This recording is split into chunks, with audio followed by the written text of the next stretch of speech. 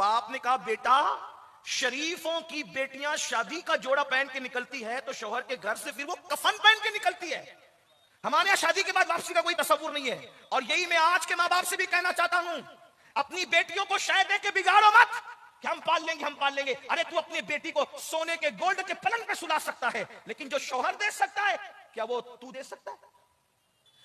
بیوی کو سکون صرف شوہر کے ساتھ ملتا ہے. لِتَسْكُنُوا إِلَيْهَا, بھائی وہ نہیں دے سکتا جو شوہر دے سکتا ہے, باپ وہ نہیں دے سکتا جو شوہر دے سکتا ہے, ماں وہ نہیں دے سکتی جو شوہر دے سکتا ہے, سہیلیاں وہ نہیں دے سکتی جو شوہر دے سکتا ہے. شوہر کے پاس جو ہے وہ کسی اور کو دینے کے لیے جائز بھی نہیں ہے, وہ دے بھی نہیں سکتا.